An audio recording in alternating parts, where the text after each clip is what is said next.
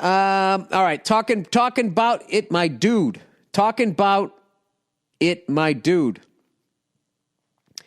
Yo, Bill, my dude. First of all, I love that black people have given you white people's a new use for the word dude, which is really all y'all's. It was sitting there all along, my dude.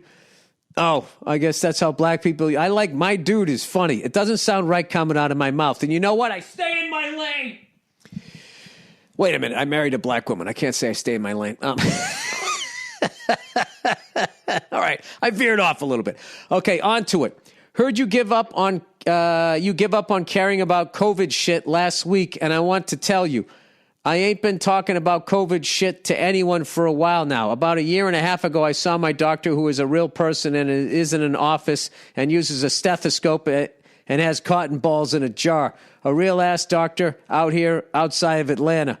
Flesh and blood. He told me point blank, them shitty masks didn't work. He said I could find the good ones, but the regular-ass cloth masks my credit union was handing out didn't do nothing. Yeah, I mean, who doesn't know that? There's massive gaps on the top and the bottom. And guess what? He even explained why. I'm a licensed electrician, but it made sense to me, my dude. He was looking out for me to make sure I didn't have a false sense of confidence in them things. He wasn't telling me the vid was fake, my dude. A few days later, I told two friends who happened to be white women about masks, and they was yelling at me. Oh, Jesus Christ. They weren't Karens, were they?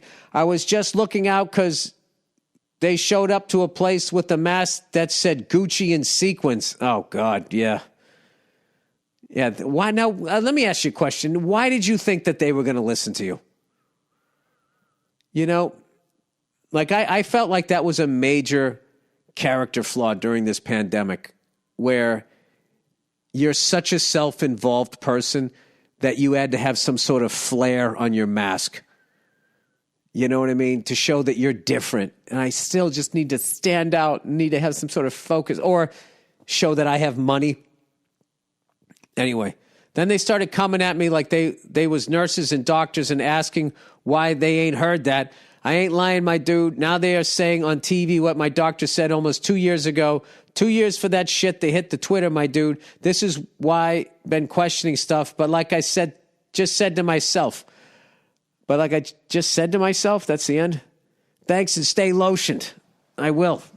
I absolutely will. Yeah, well, you know, I mean, medicine is also getting so much fucking shit, acting like they're not responsible for keeping 7 billion people alive every fucking day, which they do tremendously. And I just feel like there's just something about fucking morons. They just think they're smart, and then they just like to just point out. They just like to point out where people that are, specialists in something, from cops to doctors, athletes, everybody, comedian, everybody's just getting fucking shit on. Yeah, he shouldn't have told that joke. Well, why'd he fucking do that? As I'm shitting on fucking coaches this week. We all fucking do it. We all do it. I still believe, listen, they're not going to get everything right, but they get way more right than they get wrong.